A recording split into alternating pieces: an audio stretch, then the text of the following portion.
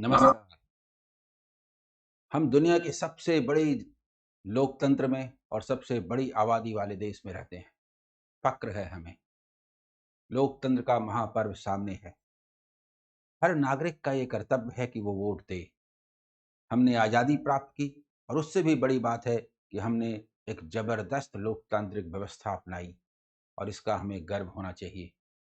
ये तभी ज़िंदा रहेगा जब हम में से तमाम लोग वोट देंगे। तो सबसे पहले आप प्रॉमिस कीजिए कि आप सभी वोट देंगे। इसके बाद मैं ये बात करना चाहता हूँ कि वोट क्यों देंगे? वोट किसको देंगे? ये इस प्रश्न में शामिल है कि वोट क्यों देंगे? वोट हम देते क्यों हैं? अपने देश को प्रगति के पथ पर ले जाने के लिए, अपने देश का विकास करने के लिए, अपने देश को सही दिशा में ले जाने के लिए हम नेतृत्व सौंपते हैं। हम में से ही कोई जाता है। इसमें कोई दोस्त नहीं होता, कोई दुश्मन नहीं होता। देश के लिए जो उपयुक्त है उसका चुनाव करते हैं। 140 करोड़ की आबादी वाला देश, इतनी विभिन्नताओं वाला देश, हर किसी के अपने-अपने विचार हैं, इच्छाएँ हैं, आकांक्षाएँ हैं और हम में से किसी एक को देश का शासन चलाना है। इसलिए हम में कोई दुश्मन नहीं है, हम में बेहतर कौन है? हम उन्हें ये अवसर देना चाहते हैं।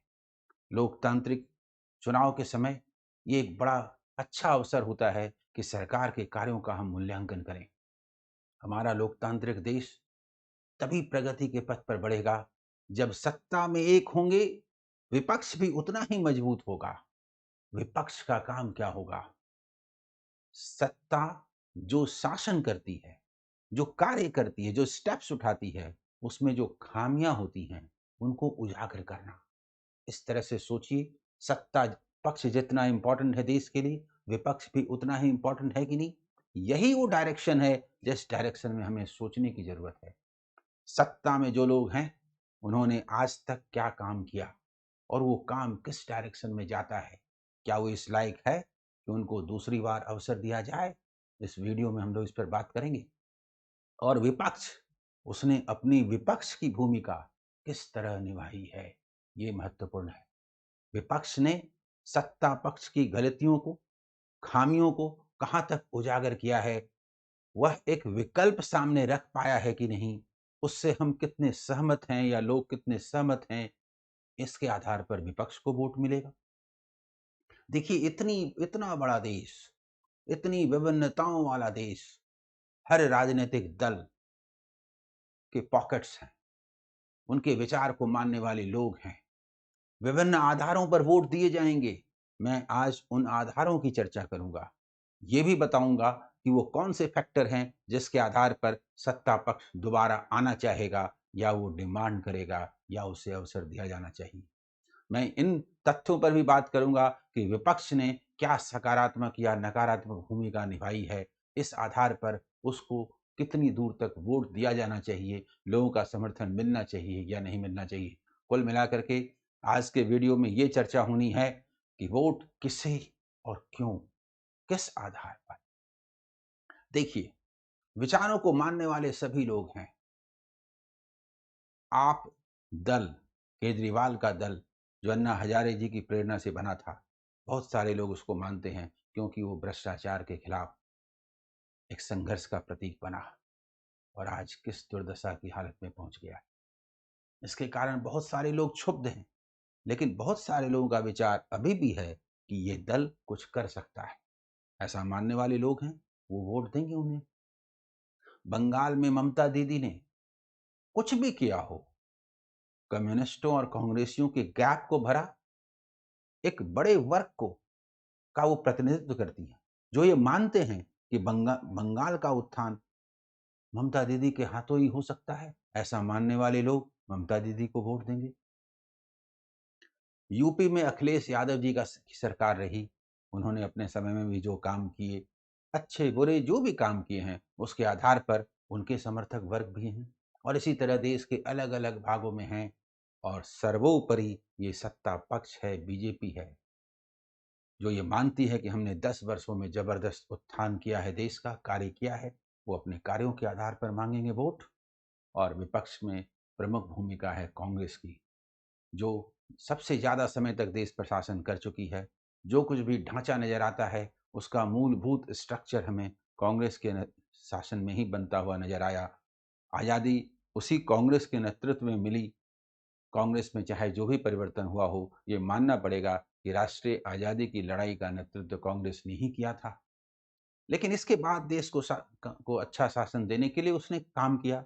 अच्छे-बुरे जो भी हो, लंबे समय तक उन्होंने काम किया और देश में एक बड़ा वर्ग है जो मानता है कि देश में सेक्युलरिज़्म या फिर पूंजीवाद सॉफ्ट या फिर सामंजस्य बैठाते हुए कांग्रेस को ही मौका दिया जाना चाहिए। ऐसा मानने वाले काफ़ी लोग हैं। और फिर कम्युनिस्ट लोग हैं जो देश को समाजवादी व्यवस्था की ओर ले जाना चाहते हैं, उनके अपने विचार हैं। इन सारे विचारों के बीच जनता को चुनाव करना है कि हम वोट किसे दें। जैसा कि मैंने पहले कहा कि हम वोट किसी को क्यों दें। सबसे पहले हम सत्ता पक्ष की बात करना चाहेंगे। सत्ता पक्ष ने क्या किया जिसके आधार पर उसे वोट दिया जाना चाहिए या उसे वोट मांगना चाहिए। लोग उनको वोट दें। आप देखेंगे कि सत्ता पक्ष ने देश के सभी क्षेत्रों में जबरदस्त काम किए। इससे कोई इनकार नहीं कर सकता। जबरदस्त काम किए। बड़ी-बड़ी योजनाएँ लागू की हैं। सारे लोगों का अकाउंट खुलाना, शौचालय से लेकर के बुलेट ट्रेन, सब कुछ। देश को रक्षा के क्षेत्र में भी अग्रणी बना दिया है। एक्सपोर्ट करने लगा है इंडिया। बड़े-बड़े मुद्दे उसने हल किए हैं। राम मंदिर बनवाने में उसकी भूमिका रही। धारा 370 को खत्म करने में वो सफल रहे और मुसलमानों के लिए भी 3 तलाक को उन्होंने समाप्त किया। तो उस पर डिटेल थोड़ा बाद में मैं आऊँगा। शॉर्ट में मैं कहता हूँ कि अपने कार्यों की बदौलत जो सत्ता पक्ष है, बीजेपी है, वो चाहती है कि उसे दूसरा अवसर दिया जाए। इसके और विभिन्न कारकों पर थोड़ी देर बाद में मैं बात करूँगा। दूसरी तरफ विपक्ष है, वो इसकी आलोचना करता है कि ये सरकार असफल रही। विपक्ष का काम ही है सरकार की जो खामियां हैं उसको उजागर करना। लेकिन खामियों को उजागर किया जाना चाहिए, झूठ नहीं बोला जाना चाहिए। दिक्कत यह है कि ये लड़ाई ऐसी हो रही है जैसे भारत और पाकिस्तान का युद्ध हो रहा हो। अरे नहीं, राहुल जी भी उतने ही देशभक्त हैं जितने नरेंद्र मोदी जी हैं, जितने अखिलेश जी हैं, जितने ममता जी हैं या फिर अरविंद केजरीवाल जी हैं। सभी देश को अच्छा नेतृत्व देने के लिए विकल्प प्रस्तुत कर रहे हैं। इसमें किसी को भी दुश्मन नहीं माना जाना चाहिए। वोट तो आप किसी एक को ही देंगे जिसको सर्वश्रेष्ठ मानेंगे कि इस देश को कौन चला सकता है। लेकिन ये चुनाव, सबसे प्रमुख बात जिस पर मैं बात करना चाहता हूं, फिर अन्य मुद्दों पर बात करूंगा कि ये चुनाव लोकसभा का है, प्रधानमंत्री का है, जो रियल कार्यकारी है। देश को एक सशक्त नेतृत्व देने का सवाल है। तो आप इस दृष्टि से बात करेंगे तो जो विपक्ष है, इंडिया गठबंधन जो है, वो एक साझा कार्यक्रम बनाने में असफल रहा है। सभी घटक दल अलग-अलग हैं। सबसे जो दुखद बात है, बीजेपी को और सत्ता पक्ष को हटाना है, ये तो आपका नारा होना चाहिए विपक्ष का। है, ठीक है, ये होना भी चाहिए आपका। आप उसके लिए संघर्ष करेंगे। लेकिन आपने एक विकल्प प्रस्तुत नहीं किया। सारे घटक दल अपना-अपना मैनिफेस्टो लेकर के आ गए। हम आएँगे तो ये करेंगे, हम आएँगे तो ये करेंगे, हम आएँगे तो ये करेंगे। अगर इंडिया गठबंधन आ गया तो क्या करेंगे? एक का मैनिफेस्टो क्या दूसरे का भी है? अगर है तो कॉमन एजेंडा क्यों नहीं बना लिया आपने? इसका मतलब आप झूठ बोल रहे हैं, बेवकूफ़ बना रहे हैं। और इन सबों के जो मैनिफेस्टो हैं, एकदम अलग-अलग। भाई अलग पार्टी है, आपके अलग मैनिफेस्टो होने चाहिए, सही है, अंतर भी होगा। लेकिन देश पर एक गठबंधन के रूप में शासन करना है ना, सत्ता पक्ष को हटा करके उसके जगह पर आना है ना, तो उसके जगह पर आकर के कौन-सी पॉलिसीज़ आप अपनाएँगे? इसका कॉमन मिनिमम प्रोग्राम होना चाहिए था कि नहीं? ये तो नहीं है। तो सबसे पहले तो आप यहाँ फेल कर गए। ये तरीका बड़ा अशुभ है कि किसी भी तरह से बीजेपी को हटाओ। हटाओ ये सुन कर के खुशी नहीं होती है। लाओ सुन कर के देशवासियों को खुशी होगी। देश का चुनाव, लोकतंत्र का चुनाव इसलिए हो रहा है ताकि सत्ता में एक ऐसा दल आए, एक ऐसी नीति आए जो इस देश को आगे ले जाए। तो लाओ का सवाल होना चाहिए, हटाओ का नहीं। इंडिया गठबंधन को यह कहना चाहिए था कि हम सभी लोगों ने एक मिनिमम कॉमन मिनिमम प्रोग्राम बनाया है, हमारे प्रधानमंत्री पद के ये उम्मीदवार हैं या फिर इनमें से कोई उम्मीदवार हो सकते हैं, 2-3 नाम आप बता सकते थे और हम देश को ज्यादा अच्छे तरीके से चलाएंगे, हमें मौका दिया जाए। ये सरकार इन इन मुद्दों पर असफल रही है, ये होना चाहिए था ना। लेकिन इनके पास कोई वैकल्पिक प्रोग्राम नहीं। सभी कहते हैं किसी भी तरह से बीजेपी को हटाओ। थोड़ा स्लोगन पर ध्यान दीजिए। जब आपसे केजरीवाल जी से पूछा जाता है कि आप तो कांग्रेस के विरोधी थे, तो आपने कैसे गठबंधन कर लिया? इसलिए कि बीजेपी को हटाना है। बड़ा दुख होता है सुन करके। जितने भी इंडी गठबंधन के लोग हैं, उन सबों में कोई तालमेल नहीं है। ममता जी एक सिंपल समझौता नहीं कर सकती बंगाल में। सीटों का तालमेल तक जो नहीं कर सकता, वो शासन क्या चलाएगा? जब आप शासन चला नहीं सकते, तो एक अच्छा खासा जो शासन चल रहा है, उसको हटाने का आपको क्या अधिकार है? जनता आपको क्यों मौका दे बताइए? विपक्षी गठबंधन कोई पॉजिटिव प्रोग्राम को लेकर के सामने आता और कहता कि इस आधार पर देश को चलना है, तो देश के लोगों को एक विकल्प नजर आता कि यस, वो तुलना करते कि इस सरकार के साथ हम जाएं या फिर इस सरकार से ज्यादा अच्छा विपक्षी गठबंधन का ये प्रोग्राम है, ये लोग हैं जो इस तरीके से देश को चलाना चाहते हैं, तब हम उसे वोट देते। लोग ऐसा सोचते। पर ये तो पूरी तरह से फेल फेल कर रहा है। और यहीं पर लोगों के सामने ये भी नजर आ रहा है, एक तरफ नरेंद्र मोदी जी के नेतृत्व में और खुद नरेंद्र मोदी जी प्रधानमंत्री हैं, प्रधानमंत्री पद के अगले भी वही उम्मीदवार हैं। विपक्ष में कौन उम्मीदवार है? कोई नहीं। किसी को कोई चुन लेगा, ठीक ऐसा भी होता है। लेकिन कॉमन मिनिमम प्रोग्राम होता, उसके बाद सवाल उठता। लेकिन इंडी गठबंधन के जो नेता सामने हैं, तुलना कीजिए तो क्या प्रधानमंत्री पद के उम्मीदवार के रूप में मोदी जी के सामने व्यक्तिगत रूप से कोई ठहरते हैं? नीतिगत मामला तो अपनी जगह पर है, व्यक्तिगत रूप से हर किसी का परिवार है। मोदी जी का पूरा देश परिवार है, अपना तो निजी परिवार नहीं है, जो 24 घंटे में 4 घंटे सोने के अलावा दिन रात सिर्फ काम करते हैं। क्या आज तक हिंदुस्तान के इतिहास में कोई ऐसा व्यक्ति हुआ प्रधानमंत्री जो 24 घंटे में 20 घंटे काम करता हो? बताइए। जो प्रधानमंत्री का पेमेंट ना लेता हो, आज तक कोई ऐसा हुआ जो पेमेंट ना ले? पैसे के लिए तो ऐसी मारामारी मची हुई है कि सब पर करप्शन के चार्जेस हैं और जेल जा रहे हैं, और उसमें हमारा प्रधानमंत्री अपना वेतन तक ना ले रहा हो, जिसने एक दिन की छुट्टी ना ली हो। विपक्ष के उम्मीदवार, विपक्ष के जो चेहरा हैं, वो इटली चले जाते हैं, सिंगापुर चले जाते हैं हर 3 महीने के बाद छुट्टी मनाने के लिए। मतलब 3 महीने इतना काम कर लेते हैं, इतनी थकावट हो जाती है यंग एज में, 50 के एज में, कि उनको छुट्टी पर जाने की जरूरत पड़ती है। उम्मीदवार हैं प्रधानमंत्री पद। और हमारे प्रधानमंत्री, इन्होंने आज तक एक दिन की छुट्टी नहीं ली। अगर एक व्यक्ति की तुलना करें कि अगर प्रधानमंत्री के चुनाव के लिए बात हो रही है, तो क्या प्रधानमंत्री नरेंद्र मोदी जी के सामने कोई भी पर्सनालिटी है जो टिकता है? ये तो आम जनता जरूर सोचेगी। व्यक्तिगत रूप से कोई नहीं। सवाल सिर्फ ये नहीं है, क्वालिटी है। पूरी दुनिया में नरेंद्र मोदी जी ने भारत को वहां पहुंचा दिया है जहां अगर मोदी जी अमेरिका आए तो वो बाट जोहता है। क्या आज तक हिंदुस्तान के इतिहास में कोई ऐसा प्रधानमंत्री हुआ जिसका अमेरिका में भी स्वागत हो, जापान में भी स्वागत हो, फ्रांस में भी हो, इंग्लैंड में भी हो, दुनिया के जिस कोने में जाए उस कोने में अभूतपूर्व स्वागत हो? और कहा जाता है कि हिंदूवादी पार्टी है, कहा जाता है कि ये मुसलमानों के लिए बारे में नहीं सोचती है, और मुस्लिम कंट्रीज ने सबसे बड़ी संख्या में अपने सर्वोच्च सम्मान जिस हमारे देश के प्रधानमंत्री को दिया हो, ये किस बात का सबूत है? क्या ऐसी पर्सनालिटी दूर दूर तक नजर आती है?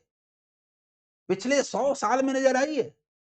भविष्य का तो कोई नहीं जानता, प्रेडिक्ट करना सही नहीं है, लेकिन निकट भविष्य में तो नज़र नहीं आता कि ऐसा प्रधानमंत्री का व्यक्तित्व, हम तो ये कहेंगे कि ये तो भगवान का वरदान है। ऐसा व्यक्ति कहाँ से लाओगे ढूँढ करके? ये हुआ एक व्यक्ति के रूप में तुलना का सवाल। फिर नीतियों पर तुलना का सवाल भी उठेगा। मुझे बताइए, विपक्ष ने कुछ मुद्दे उठाए, गरीबी, बेरोजगारी, बेरोजगारी का मुद्दा और महंगाई का मुद्दा, ये 3 प्रमुख मुद्दे उठाए हैं। ये सही भी है, सही किया उसने।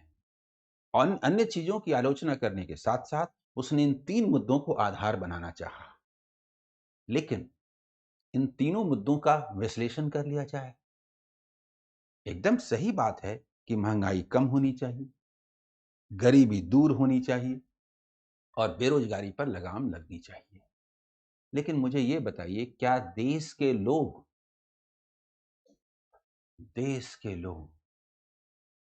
10 साल के हैं? मतलब मोदी जी जब सत्ता में आए थे, उसी समय वो पैदा हुए थे और उन्होंने आज का ही देश 10 साल देखा है। अरे जो 30 साल के हैं, 40 साल के हैं, 50 साल के हैं, 60 साल के हैं, उन्होंने मोदी जी के 10 साल के कार्यकाल के पहले भी समय देखा है ना। मुझे ये बताइए कि जब ये कहते हैं, विपक्ष ये कहता है कि गरीबी बढ़ रही है, गरीबी 10 साल पहले नहीं थी, बढ़ नहीं रही थी। इतनी तेजी से जनसंख्या बढ़ रही हो, दुनिया में नंबर 1 हो गए हम जनसंख्या के मामले में। जनसंख्या पर नियंत्रण का जब सवाल उठता है और सरकार जब प्रयास करती है, तो विपक्ष कहता है जनसंख्या नहीं बढ़ने को रोकना नहीं है। माने जनसंख्या को बढ़ने से रोकने देने के भी पक्ष में नहीं है विपक्ष। और जब जनसंख्या तेजी से बढ़ेगी, उस पर कोई लगाम भी नहीं लगाएंगे, आप कानून भी नहीं बनाने देंगे, फिर कहेंगे गरीबी बढ़ रही है, बेकारी बढ़ रही है। अरे सरकार कितना भी प्रयास करे, अगर पॉपुलेशन का ग्रोथ रेट इतनी तेजी से रहेगा, इतना ज्यादा रहेगा, कोई सरकार कैसे कंट्रोल करेगी? इसके बावजूद गरीबी नहीं बढ़ी है। आप इसी समाज में रहते हैं, आप अपने आसपास देखिए, अपने रिलेटिव्स को देखिए, अपनी स्थिति को देखिए, अपने यहां काम करने वाले मेड को देखिए ना। मेड अच्छा खाना खाती है, बहुत सारे मेड हैं जो बाइक तक से आती हैं, स्कूटी से आती हैं, 10,000 का स्मार्टफोन रखती हैं। क्या आप 10 साल पहले कल्पना कर सकते थे? उस समय नोकिया का फोन आता था, 3,000 का फोन खरीदने में पसीना छूटता था। आज 10,000 का जो स्मार्टफोन है, वो मेड रखती हैं। कैसे आप बोलेंगे गरीबी है? है, बहुत सारे लोगों के साथ है, लेकिन गरीबी बढ़ रही है, ये आप कैसे प्रूव करेंगे? बताइए ना मुझे। आप अपने दिल पर हाथ रख करके बोलिए कि क्या सचमुच गरीबी बढ़ रही है? देखिए अपने चारों ओर बताइए, किसी आंकड़े की जरूरत नहीं है। बेकारी बढ़ रही है, एक तो बढ़नी ही चाहिए। जनसंख्या इतनी तेजी से बढ़ेगी तो कितनी इतनी तेजी से रोजगार कैसे पैदा कर लेंगे आप? और जनसंख्या को रोकने के लिए तैयार क्यों नहीं है विपक्ष?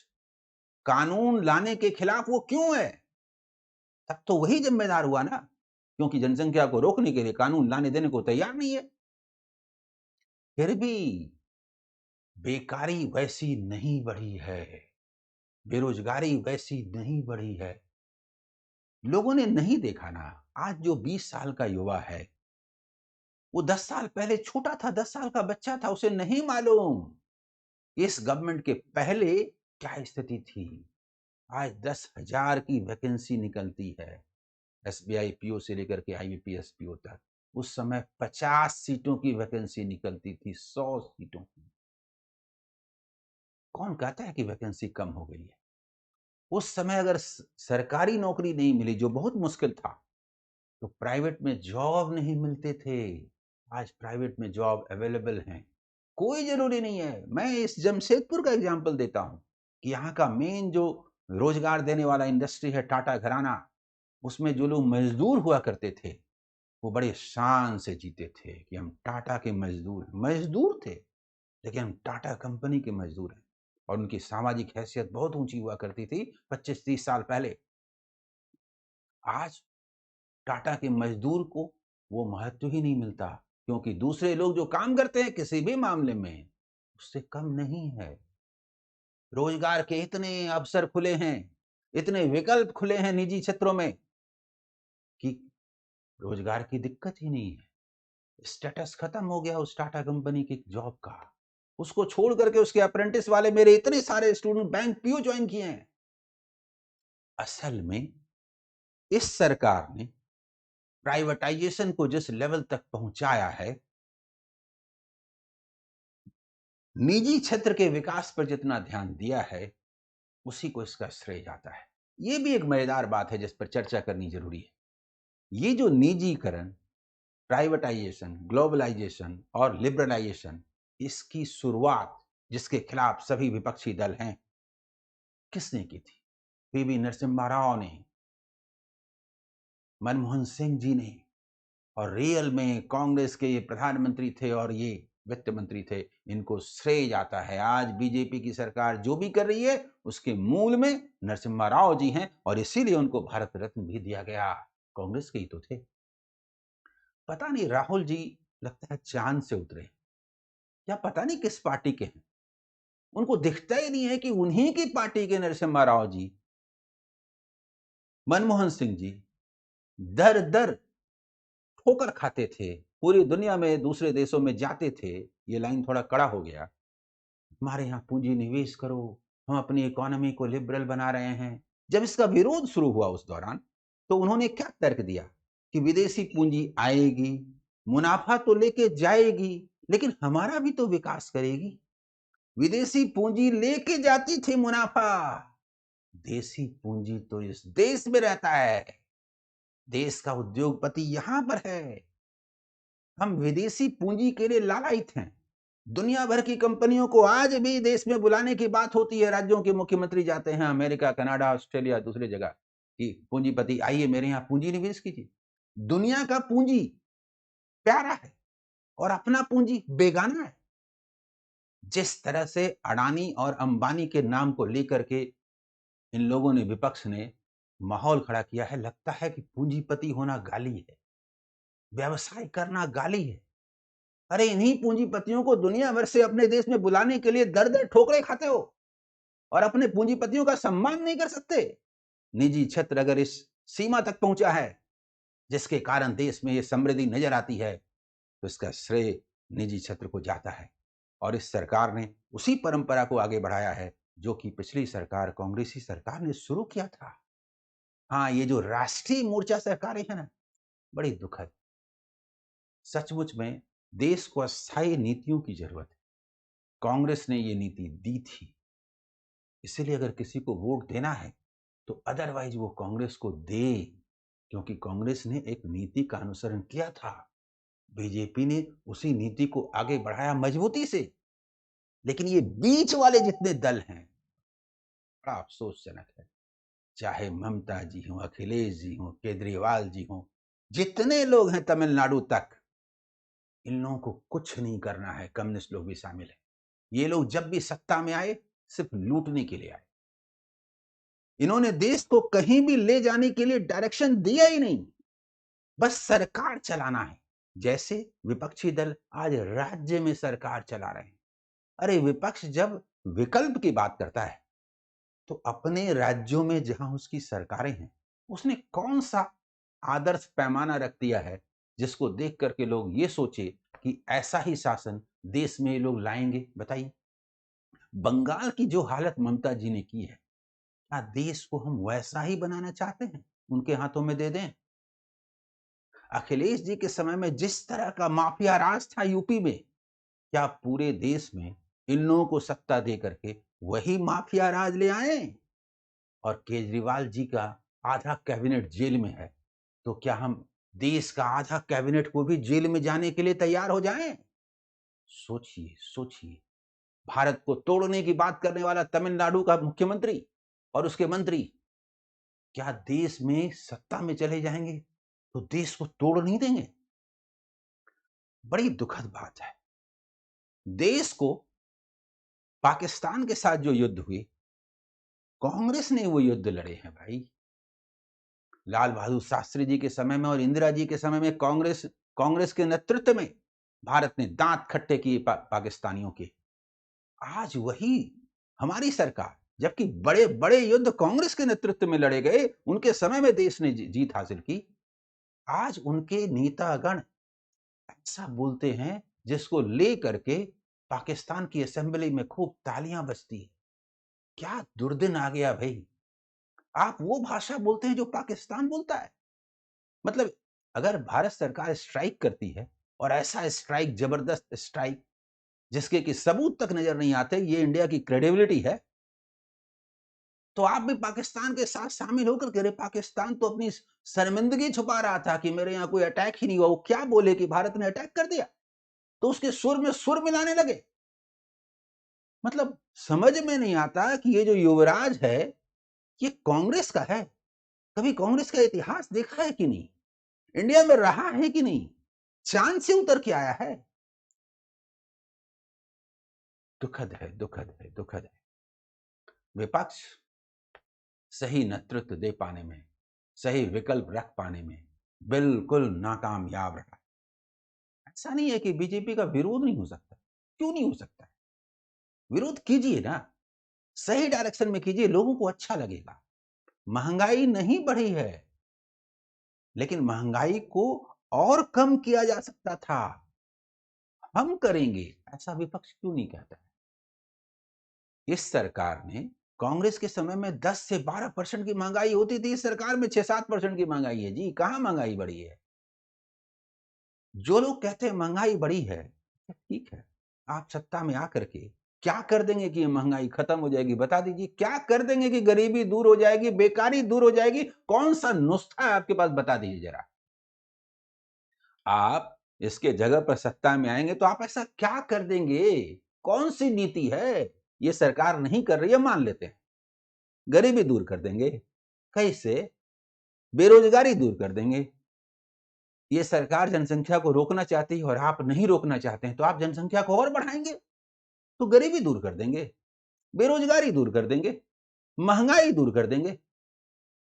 पूंजीपति जिनके सहयोग के बिना इस देश का विकास संभव नहीं है। और ये कांग्रेस, जिसने की अडानी और अंबानी को ऐसा लगता है जैसे गाली बना दिया है, भूल गई, ये युवराज भूल गए हैं आजादी के दिनों में बिड़ला उद्योगपति, जो आज के जमाने के प्रमुख उद्योगपति हैं, कांग्रेस के साथ मिलकर के राष्ट्रीय आजादी की लड़ाई में लड़े हैं। पूंजीपति वर्ग लड़ा है। जिस पूंजीपति वर्ग ने मजदूर वर्ग के साथ मिलकर के आजादी की लड़ाई में भाग लिया, जो आज देश के निर्माण में अपनी भूमिका अदा कर रहा है, उसके खिलाफ खड़ा है। कांग्रेस तो कभी खड़ी नहीं थी जी। बीजेपी जो भी कर रही है, कुछ नया थोड़ी कर रही है। जो कांग्रेस करती आई थी वही कर रही है, जरा ढंग से कर रही है, सुनियोजित ढंग से कर रही है, नियोजित ढंग से कर रही है, सफलतापूर्वक कर रही है। तो आपको मिर्ची क्यों लग रही है, बताइए? एकदम जब उनके भाषण में देखता हूं, सुनता हूं, तो बड़ी हंसी आती है। गांधी जी की भूमिका में चलते हैं। गांधी जी सविनय अवज्ञा आंदोलन जब शुरू किए थे तो कांग्रेस के मेंबर नहीं थे, ये इनको याद रह गया है। इसीलिए कांग्रेस का मेंबर तो खैर है, लेकिन अध्यक्ष नहीं रहेंगे और घूमते चलेंगे। अरे अध्यक्ष का मतलब क्या होता है बताइए? कांग्रेस का लीडरशिप मेरे हाथ में है, ये होता है ना। तो आपके हाथ में अगर लीडरशिप नहीं है तो यात्रा करने वाले आप कौन होते हैं बताइए? न्याय यात्रा कौन करेगा? कांग्रेस का जो लीडर होगा वो करेगा ना, जो अध्यक्ष होगा वो करेगा ना। आप कांग्रेस का अध्यक्ष बनते तो न्याय यात्रा करते, न्याय यात्रा आप करेंगे, तो फिर अध्यक्ष किस लिए है भाई? और आपको अध्यक्ष नहीं बनना था तो न्याय यात्रा करने के लिए किसने कहा था? आप तो अपनी जवाबदेही से अभी ही भाग रहे हैं। देश के सामने कोई संकट आएगा, छोड़ दीजिएगा, जा समझ, कैबिनेट को छोड़ दीजिएगा और भाग जाइएगा इटली, सिंगापुर छुट्टी मनाने के लिए।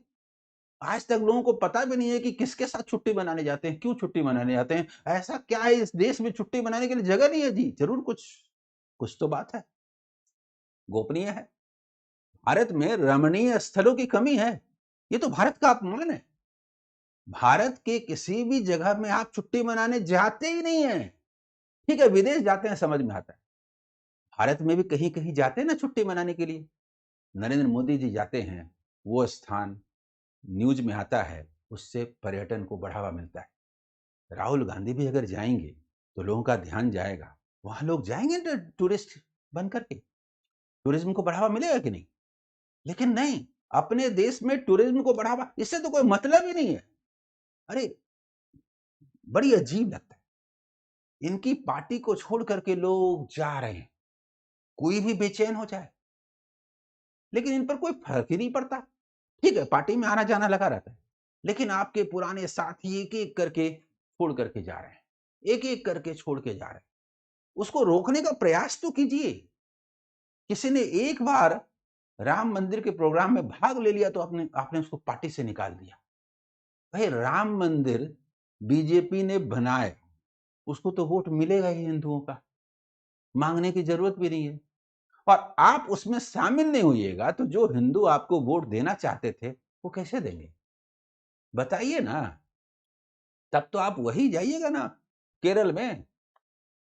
यूपी में तो आप किसी काम के नहीं रहे, केरल ही जाना पड़ेगा और वहाँ आईएसआई वालों से मदद लीजिएगा। उन्हीं की मदद से चुनाव में किसी तरह जीतिएगा। मतलब आप तो अपनी दुर्गति करा रहे हैं जी। देश का प्रधानमंत्री बनने का उम्मीदवार आप अपने को दिखा रहे हैं, लक्षण तो नजर नहीं आ रहा। आज के वीडियो में मैंने पूरी कोशिश की विश्लेषण करने की।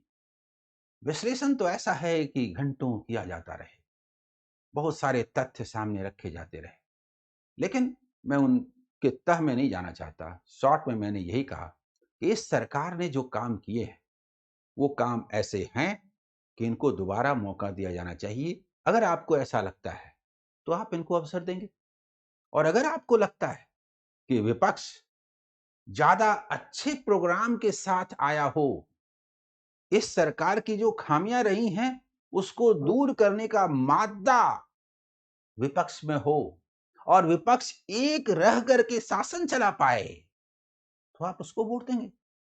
दुर्भाग्य यही है कि वो देश का शासन चलाने के लिए बात ही नहीं कर रहा, वो सिर्फ मोदी हटाओ के लिए काम कर रहा है। भाई हम भारत के लोग देश की एक बनी बनाई सत्ता को हटा देने के लिए तैयार नहीं हो सकते, उस पर एक अच्छे सक्षम नेतृत्व को बैठाने के लिए तैयार होंगे। इसलिए विपक्ष अभी भी समय है अपने को उस सत्ता पर बैठने के लिए उपयुक्त घोषित करे, दिखाए, बताए कि हम शासन चलाएंगे, तभी उनके वोट मांगने का कोई कारण भी बनता है। धन्यवाद। इस वीडियो में यहीं तक।